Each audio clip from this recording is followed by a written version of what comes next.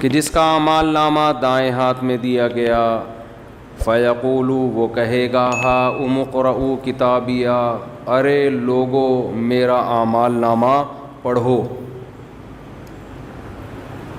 خوش ہوگا بہت زیادہ.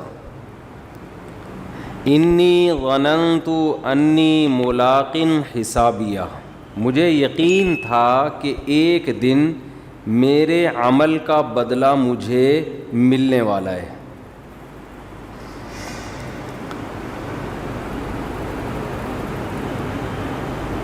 فَهُوَ فِي عِيشَةٍ رَاضِيَةٍ، اللہ کہتے ہیں وہ ایسے عیش میں ہوگا کہ وہ زندگی اس سے خوش ہوگی.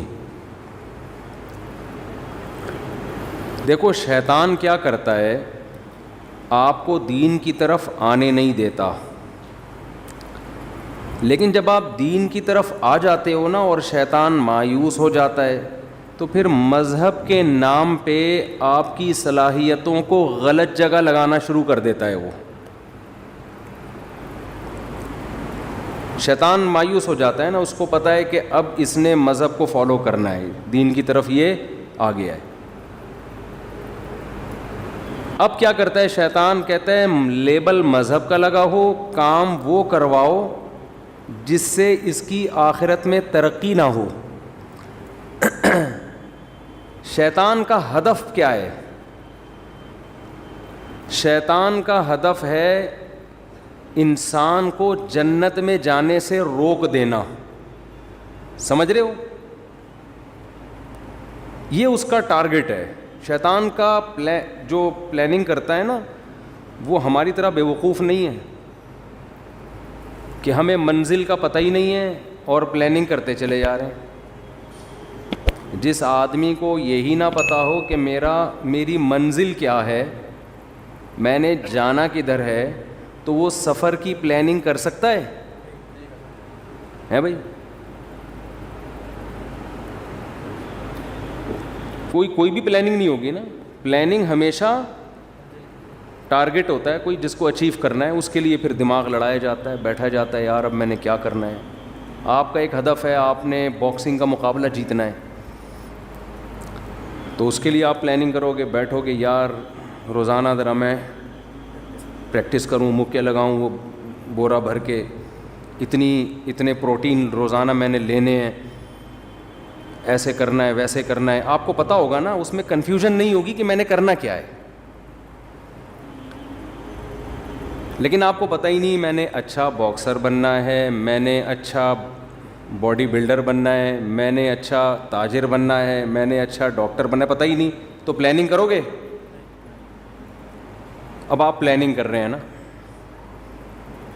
کوئی پوچھ رہا ہے کس چیز کی پلاننگ ہو رہی ہے، آج کاپی پینسل لے کے بیٹھے ہوئے ہو، اپنا اسکیجول لکھ رہے ہو، تو آخر تمہارے ذہن میں کیا ہے؟ کہہ رہے ہیں ذہن میں تو کچھ بھی نہیں ہے، ویسے ہی پلاننگ کر رہا ہوں میں. تو کہے گا پہلے کھوپڑی کا علاج کراؤ، اس کے بعد جا کے پہلے تو آپ اپنے دماغ کو درست کرنے کی پلاننگ کرو. تو جس کا سامنے کوئی ہدف نہیں ہوتا وہ اگر پلاننگ کر کے بیٹھ جائے تو وہ بھی دنیا کا بہت بڑا بے وقوف. ایسا ہی ہے نا؟ اور اس سے بڑا بے وقوف وہ ہے جس کا ہدف کچھ اور ہے، پلاننگ کسی اور چیز کی کر رہا ہے. کیا خیال ہے؟ آپ نے بننا ہے ڈاکٹر، اچھا ڈاکٹر بننا ہے، یہ آپ کا ہدف ہے کہ میں پاکستان کا بہترین سرجن بنوں گا. پلاننگ کیا ہو رہی ہے؟ صبح اٹھ کے دوڑ رہے ہیں، مکے شکے لگا رہے ہیں، جم میں ویٹ اٹھا رہے ہیں، یہ پلاننگ ہو رہی ہے. اگلا کہے گا یار یہ اچھا پلاننگ میں یہ کر رہے ہیں نا کہ میں روزانہ اتنا دودھ پیوں گا اور اتنے ویٹ اٹھاؤں گا، اور اس کے لیے کام کرنا شروع کر دیا آپ نے، میں اتنا روزانہ بھاگوں گا. اگلا کہہ رہا ہے یار تو نے کرنا کیا ہے؟ کہ جی میں نے ڈاکٹر بننا ہے. تو ابے حرکتیں تو تیری ڈاکٹروں والی لگ نہیں رہی ہیں. ڈاکٹر بننا ہوتا تو کوئی اسٹڈی روم بنا رہا ہوتا، اس میں ساؤنڈ پروف کمرے کا انتظام کر رہا ہوتا کہ شور و غل کی آواز نہ آئے. میڈیکل کالج میں ایڈمیشن کے لیے لوگوں سے پوچھ رہا ہوتا بھائی کتنے نمبر چاہیے. ٹھیک ہے یہ بھی چیز بھی ضمناً جاگنگ واگنگ بھی ہوتی ہے، صحت بھی اس کا ایک حصہ ہے. زیادہ فوکس کس کو کرتا؟ ایجوکیشن کو فوکس کرتا. وہ ہے نا ایک آدمی کے پاس ایک شخص آیا بقرعید کا بکرا بیچنے کے لیے. اب یہ جو دلال ہوتے ہیں نا یہ اپنی چیز کی ایسی خوبیاں بیان کرتے ہیں کہ یہ بھول جاتے ہیں کہ ہم نے اتنا غلو کر دیا ہے کہ کچھ اور بنا دیا ہے. تو وہ کہنے لگا یہ جو بکرا ہے نا ایسا بکرا ہے کہ آپ گوشت کی بوٹی پھینکو یہ جھپک کے پکڑے گا جا کے, اور ایسے جھپٹ کے حملہ کرتا ہے, ایسے یوں کرتا ہے, کلابازیاں کھاتا ہے. اس نے کہا یار بیچنے تو بکرا آیا ہے, اس کے جو اوصاف بیان کر رہا ہے اس سے یہ کتا لگ رہا ہے مجھے, صفت جو بیان کر رہا ہے وہ کتوں کی بیان کر رہا ہے, اور بیچنے کی بات کس کی کر رہا ہے, بکرے کی. اب وہ پھنس گیا بیچارہ. تو کہتا ہے اصل میں اس کا کتوں کے ساتھ اٹھنا بیٹھنا زیادہ رہا ہے. تو کچھ کوالٹیز اس میں کتوں کی بھی آ گئی ہیں. تو پلاننگ آپ کا ہدف یہ ہے کہ ڈاکٹر بننا ہے, اور پلاننگ کر رہے ہو بورا لٹکا کے اس پہ روزانہ اس کو کیا کر رہے ہو, مکے مار رہے ہو. ایسا ہی ہے نا. تو یہ بھی بہت بڑا بے وقوف ہے.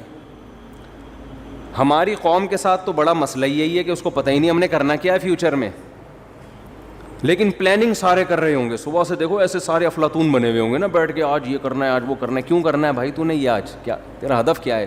ہدف کا کسی کو پتہ ہی نہیں ہے.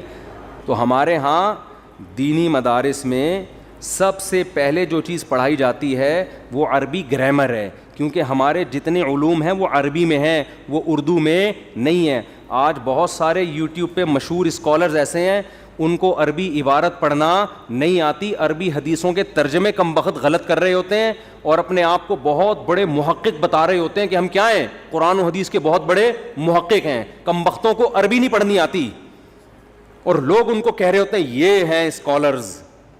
آپ ایک ڈاکٹر جس کو میڈیکل سائنس کی انگلش کتابیں پڑھنی نہ آتی ہیں وہ ڈاکٹر بن سکتا ہے؟ میڈیکل سائنس کا علم انگلش میں, اردو میں تھوڑی, انگلش میں ہے نا. اس کمبخت کو انگلش ہی نہیں آتی, وہ کیسے ڈاکٹر بنے گا؟ دیکھو انگلش بولنا الگ چیز ہے, اسپیکنگ پاور تو جب تک گوروں میں نہیں رہو گے نہیں آئے گی, بولو گے نہیں.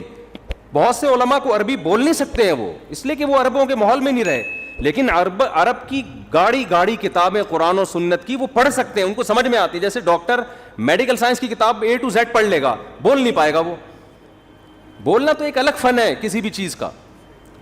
تو ہمارے دینی مدرسوں میں سب سے پہلے عربی گرامر ایسے خاندانی طریقے سے پڑھائی جاتی ہے نا, بالکل بال کی کھال اتاری جاتی ہے.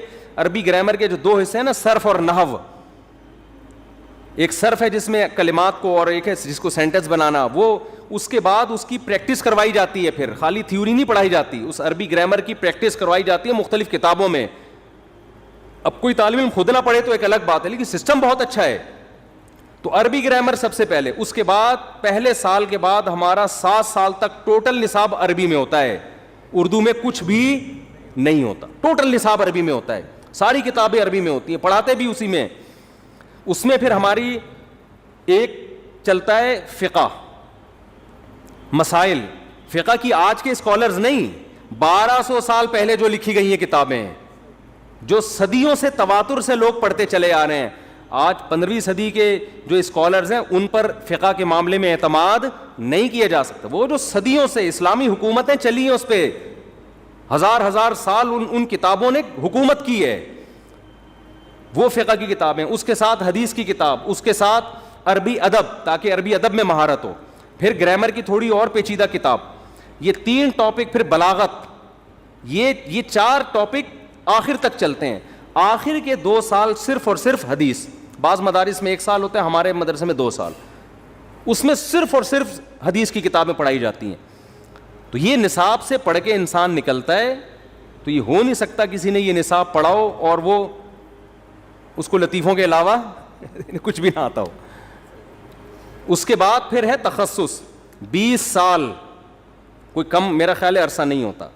20 سال سے ہم پورے دنیا سے جو مسائل آتے ہیں نا, وہ مسائل کی ہم پریکٹس کر رہے ہیں. پریکٹس کا مطلب یہ ہوتا ہے مسئلہ آیا, قرآن و سنت کی روشنی میں اس کا جواب لکھنا ہے. اس میں وراثت کے مسائل, طلاق کے مسائل, کاروباری مسائل, بینکنگ کے مسائل, کوئی دنیا کا مسئلہ ایسا نہیں ہے جو لوگ نہ پوچھتے ہوں. وہ مسائل 20 سال تک اس کی پریکٹس. اب عوام میں جب ہم بیان کرتے ہیں نا تو لوگوں کی مینٹل لیول پہ آ کے بیان کرتے ہیں, اس میں افلاطونیاں اور بقراتیاں نہیں جھاڑتے. اس سے لوگ سمجھتے ہیں کہ یار یہ لوگ بالکل فارغ ہیں, فلاں اسکالر تو ایسے بخاری پیش کر رہا ہوتا ہے. بھائی ہم عوام کے سامنے وہ بات کریں گے نا جس کا پبلک کو فائدہ ہو, وہ بات کی جائے گی نا جس کا عوام کے فائدے کی کیا چیزیں ہیں. عوام کے فائدے کی چیزیں تو بہت آسان ہیں جو قرآن نے ہائی لائٹ کی ہیں. تعالوا اتل ما ربکم علیکم, آؤ ہم اتل ما حرم ربکم علیکم, آؤ ہم بتاتے ہیں تمہارا رب کن چیزوں سے ناراض ہوتا ہے اور کن چیزوں سے خوش ہوتا ہے. اس میں تو اللہ نے کوئی وراثت کے پیچیدہ مسائل نہیں بتائے, یہ تو علماء کے لیے ہیں. سادہ سادہ باتیں قرآن نے کی ہیں جو نیچر کو اپیل کرتی ہیں. وہ باتیں کیا ہیں؟ اللہ تشرکوا بہ شیئا, اللہ کے ساتھ کسی کو شریک مت کرو. وبالوالدین احسانا, والدین کے ساتھ اچھا سلوک کرو. اور یتیم کا مال مت کھاؤ, وراثت کو وقت پہ تقسیم کرو. اور کیا ہے؟ معاہدوں کی پابندی کرو, جھوٹ مت بولو. یہ ساری جو بیسک اخلاقیات ہیں ان کو قرآن فوکس کرتا ہے. تو جو عالم صحیح معنی میں عالم ہوگا نا, وہ اپنی علمیت نہیں جھاڑے گا لوگوں کے سامنے, وہ لوگوں کے سامنے وہ بات کرے گا جو لوگوں کی ضرورت کی ہیں. میں جب جامعۃ الرشید میں تھا تو میرے ذمہ طلبہ کو درس قرآن سکھانا بھی تھا.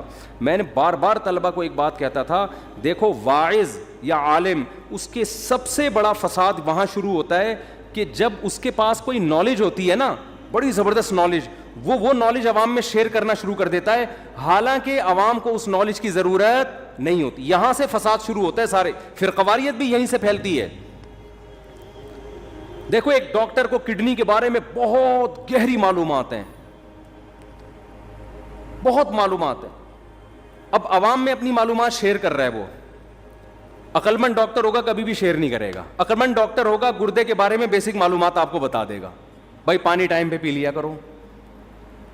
یہی کہے گا نا, بھائی شوگر کنٹرول میں رکھو, بلڈ پریشر چیک کر لیا کرو. جو عوام کے فائدے کی 2-4 چیزیں ہوں گی وہ عوام کو بتا کے لیکچر کیا کرے گا؟ ختم. بے وقوف ڈاکٹر کیا کرے گا؟ کڈنی کی ڈائیگرام بنائے گا اور کڈنی میں پورا جو اس کمبخت نے 10 سال لگا کے کڈنی کو پڑھا ہے نا, وہ آپ کو سمجھانا شروع کر دے گا. لوگ کہیں گے یار خاندانی ڈاکٹر ہے. ابے تجھے کیا فائدہ ہوا اس خاندانی ڈاکٹر کا؟ نہ تجھے وہ تفصیل یاد رہے گی. تیرے فائدے کی چیز تو صرف اس میں اتنی ہے, ڈاکٹر اتنا دور 4 کی طرح بتا دیتا, کمبختو گردوں کا بیڑا غرق ہو رہا ہے بلڈ پریشر کی وجہ سے, شوگر کی وجہ سے, پانی کی کمی کی وجہ سے, سٹے مارنے کی وجہ سے. ٹھیک ہے, کمبختو اس کا خیال کیا کرو, یہی ریسرچ ہے. اب عقلمند لوگ اس ڈاکٹر کو چومیں گے, ہاتھ چومیں گے, ہمارے فائدے کی چیز بتا دی. بے وقوف کہیں گے اس کمبخت کو آتا کچھ بھی نہیں. سمجھتے ہو کہ نہیں سمجھتے؟ یہی حشر علماء کے ساتھ ہو رہا ہے. کوئی افلاطونیہ بنو امیہ کی رپورٹیں پیش کرے نا آپ کے سامنے آ کے, بنو امیہ نے یہ کیا, پھر بنو عباس نے یہ کیا, پھر یہ وہ بخاری کی حدیث فلاں, اور وہ نمبر پلیٹیں لگ رہی ہیں سنیں آج کل گاڑیوں کی, اور وہ ہوگا, اور پھر ایسی جس کا عوام کو کخ بھی فائدہ نہیں ہے سوائے نفرتیں پھیلانے کے. لوگ کہیں گے یہ ہے کیا؟ خاندانی ریسرچر, یہ ہے بہترین ریسرچ کرنے والا. اس ریسرچ کا پبلک کو 5 روپے کا بھی فائدہ نہیں ہے. اور علماء کے پاس اس ریسرچ کے جواب بھی ہوتے ہیں, لیکن علماء کو پتہ ہے اگر جواب دیا, پھر جواب, پھر یہاں سے جواب, پھر وہاں سے جواب, وہی ہوگا جو اگلا چاہ رہا ہے. عوام ایک غیر ضروری بحث میں کیا ہوگی؟ الجھ جائے گی. تو جس نے الحم سے لے کے والناس تک قرآن پڑھا ہے نا, قرآن کو سمجھتا ہے. کہتے قرآن نے جن چیزوں کو زیادہ فوکس کیا ہے انہی چیزوں کو ہائی لائٹ کرو. تو قرآن تو اس چیز کو فوکس کر رہا ہے جو میں بھی آپ کے سامنے آیتیں پڑھ رہا ہوں. انی ظننت انی ملاق حسابیہ, انسان کہے گا مجھے پتا تھا میرے اعمال کا بدلہ مجھے ملنے والا ہے. تو وہ اعمال کیا ہیں؟ وہ اعمال وہ ہیں جو قرآن اہل جنت کے اعمال بیان کرتا ہے.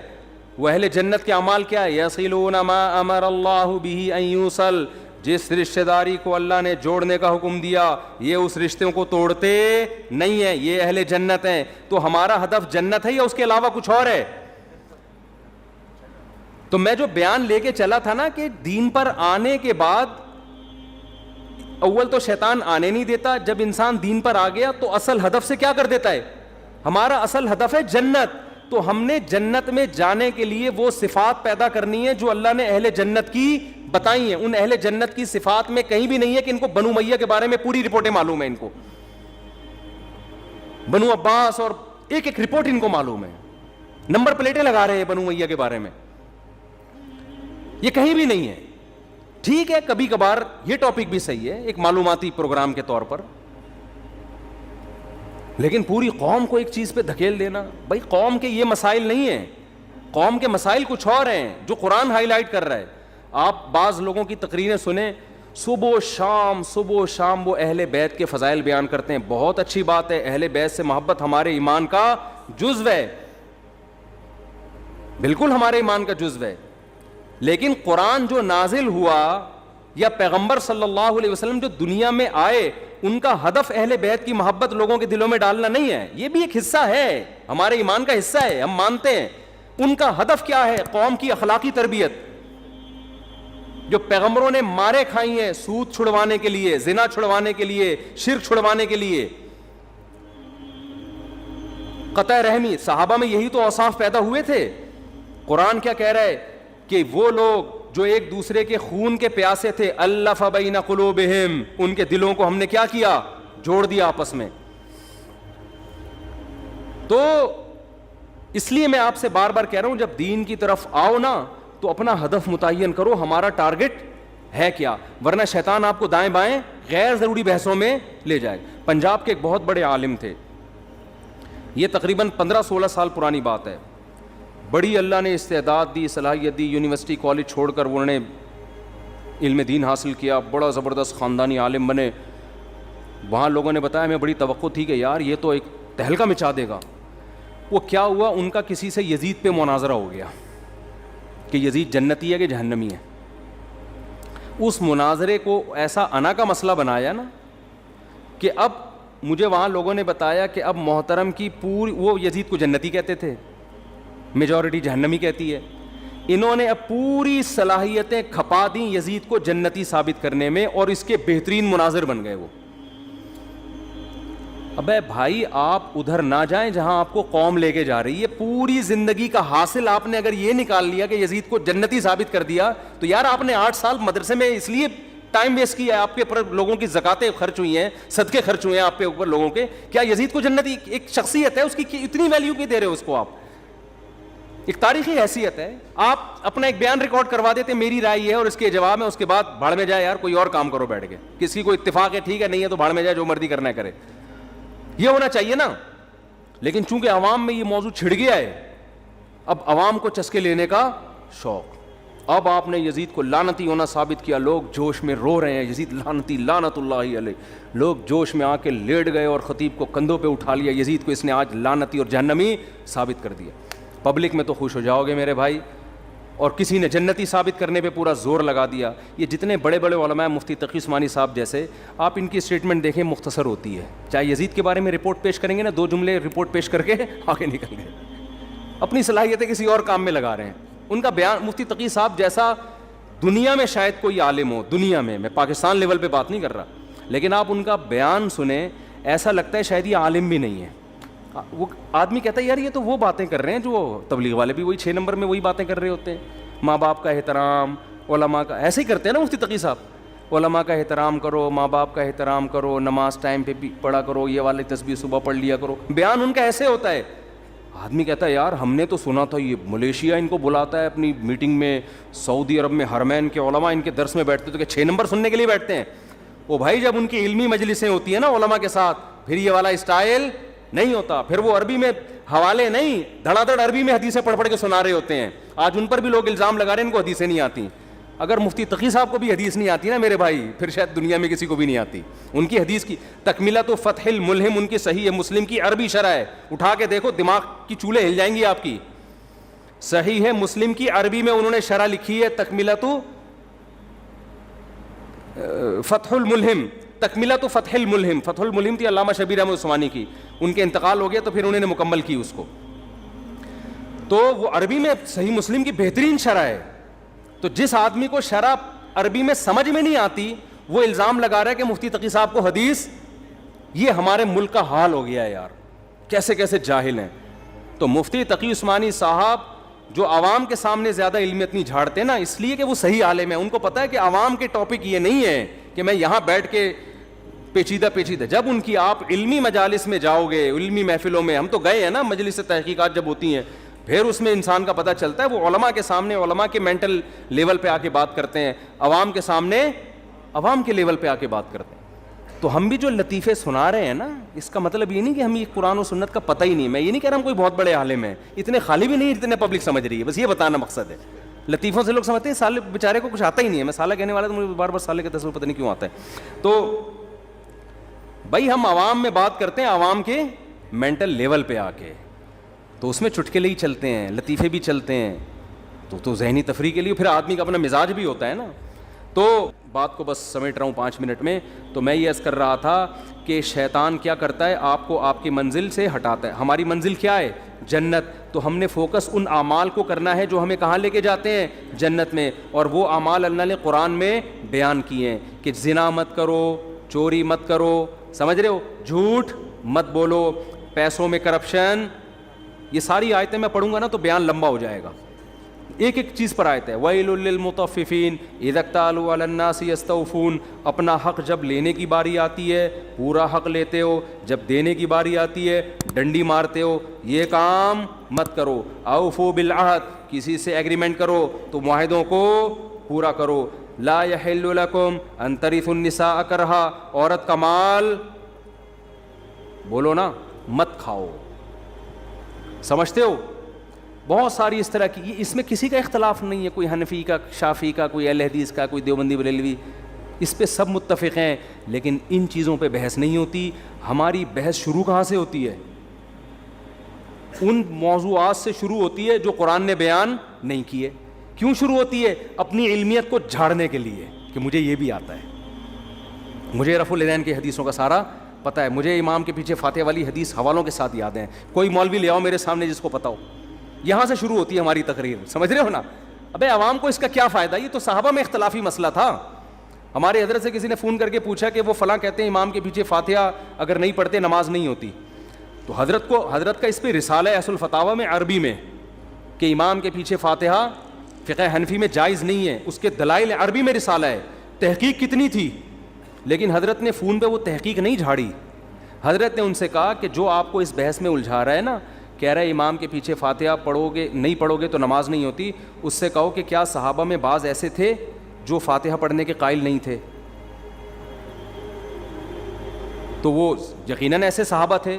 تو کہا ان کی ہو جاتی تھی, جب ان کی ہو جاتی تھی ہماری بھی ہو جاتی ہوگی. ٹھیک ہے نا. مختصر جواب دیا کہ بھائی کوئی اور کام میں لگا اپنے آپ کو, کیونکہ حضرت اس کو وہ رسالے میں الجھا دیتے, پھر وہاں سے جواب, پھر یہاں سے جواب, اور پھر وہ جب مرنے سے پہلے بہت بڑا امام کے پیچھے فاتحہ والے مسئلے میں PhD کر کے جاتا, اور ساری زندگی علماء کو برا بلا کہنے میں. ابے ان کو کیا پتا, یا تو اہل حدیث کی مخالفت میں زندگی کھپا دیتا یا حنفیوں کی مخالفت میں.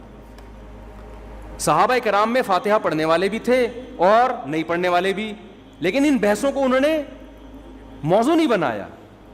جس کے پاس جو حدیث پہنچی عمل کر رہا ہے اس پہ. انہوں نے موضوع کس کو بنایا؟ روم اور فارس کو. لڑنا ہے بھائی, جہاد کرنا ہے. سلطنت بڑی بڑی جو سلطنتیں ہزار سال سے ان کے اکھاڑ کے پھینک دیا انہوں نے, اکھاڑ کے وہاں جا کے اسلام قائم کیا. پھر کوئی زور سے آمین کہہ رہا ہے, کوئی کیا کہہ رہا ہے آہستہ آمین, اگلے کی واٹ لگا دی. اگلے کی کیا لگا دی؟ ایسی کی بت پرستی ختم کر دی. محمود غزنوی نے سومنات کے مندر توڑ دیا نا, حنفی تھا محمود غزنوی, تو اس کو شافیوں سے بھی کوئی مسئلہ نہیں تھا, کیونکہ ہندوستان میں کیرلا میں شافی بھی بہت تھے, انہوں نے بھی محمود غزنوی کا ساتھ دیا ہوگا. انہوں نے کہا بھائی بت پرستی کے سب خلاف ہیں, کوئی بات نہیں یار, فاتحہ پڑھ رہا ہے نہیں پڑھ رہا, یوں کر رہا ہے نہیں کر رہا تو اللہ کی عبادت ہے نا, تو اس سے کیا ہو جاتا ہے, یوں کر لیا یوں نہیں کیا.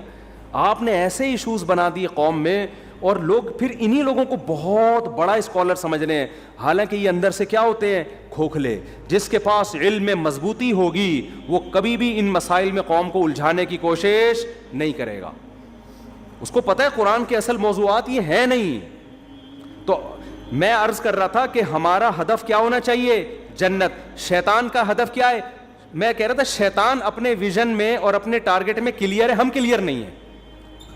تبھی شیطان کی پلاننگ بڑی جاندار ہوتی ہے. ہماری پلاننگ جاندار اس لیے نہیں ہوتی, ہمیں پتہ ہی نہیں ہوتا سالے جانا کہاں ہے ہم نے, ڈاکٹر بننا ہے کہ باکسر بننا ہے, یزید پہ PhD کرنی ہے, بنو امیہ پہ PhD کرنی ہے. ہمارا ہدف ہی کلیئر نہیں ہے.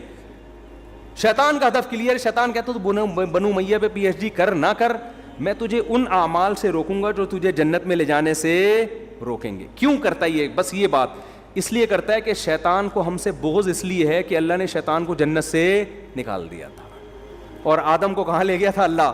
جنت میں. تو اس کا پھڈا ہم سے بنو امیہ کا نہیں ہے، صحیح ہے نا؟ امام کے پیچھے فاتحہ والا نہیں ہے، رفع الیدین والا نہیں ہے. شیطان کا پھڈا ہم سے یہ ہے کہ اس کمبخت انسان کی وجہ سے میں اللہ کے دربار سے نکلا ہوں، یہ پی ایچ ڈی کر لے یزید کے معاملے میں، یہ کمبخت جنت میں نہ جائے، ہر اس عمل سے اس کو روک دوں جو اس کو جنت میں لے جائے گا. تو وہ عمل وہی ہے جو میں نے آپ کے سامنے بیان کی، جن کو الحمد سے لے کے والناس تک قرآن ڈیفائن کرتا ہے. تو وہی جنت کا اللہ قرآن میں تذکرہ کر رہا ہے کہ انسان کہے گا، جس کو اعمال نامہ دائیں ہاتھ میں دیا جائے گا، وہ کہے گا مجھے یقین تھا کہ ایک دن میرے اعمال سے ملاقات ہونے والی ہے، لہذا میں نے پہلے سے وہ اعمال اختیار کر لیے جو اللہ نے قرآن میں بتائے تھے. میں نے وہ اعمال کو فوکس کر کے پہلے سے رکھا ہوا تھا. اور بہت سے ایسے ہوں گے، ابے یار ہم جنت پہ ایمان بھی لے کر آئے اور ہمیں یقین بھی تھا جنت بھی برحق ہے، جہنم بھی برحق ہے، لیکن ہم نے جو اعمال فوکس کیے اس کی وجہ سے دنیا میں تو ہم بہت بڑے چیمپئن بن گئے، لیکن قبر میں ہمیں اس کا کخ بھی فائدہ نہیں ہو رہا. کیونکہ اللہ تو کہے گا میں نے یہ علامتیں بیان کی تھیں اہل جنت کی، یہ والی تم میں کیا ہیں؟ شارٹ. اہل جنت راتوں کو اٹھ کے تہجد پڑھتے ہیں، اہل جنت رشتہ داری جوڑتے ہیں، ان غریبوں کو مال کھلاتے رہتے ہیں، بہت ساری جو بھی اس پہ ٹاپک تو بڑا لمبا ہو جائے گا.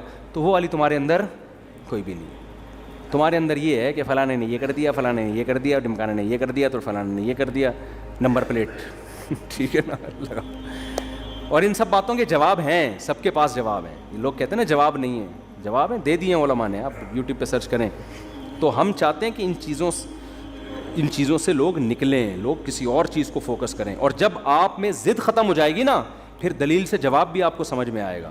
ابھی تو ضد کا مسئلہ بنا ہوا ہے. جب انسان کسی چیز کو انا کا مسئلہ بنا لیتا ہے، آپ دلائل کے انبار لگا دیں، وہ کبھی بھی ان دلائل کو ماننے کے لیے تیار نہیں ہوتا. ایک نئی بحث چھڑتی ہے. ایسے موضوعات کو کیا ہوتا ہے، ٹھنڈا ہونے دو. جب نیوٹرل ہو جاتے ہیں نا لوگ، پھر آپ آرام سے ایک بات سمجھاتے ہو، لوگوں کی سمجھ میں وہ بات آتی ہے. ابھی تو انا کے مسئلے بنے ہوئے ہیں، یہ ابھی کس کی سمجھ میں آئے گا بھائی یہ. تو اللہ تعالیٰ سمجھنے کی عمل کی توفیق عطا فرمائے.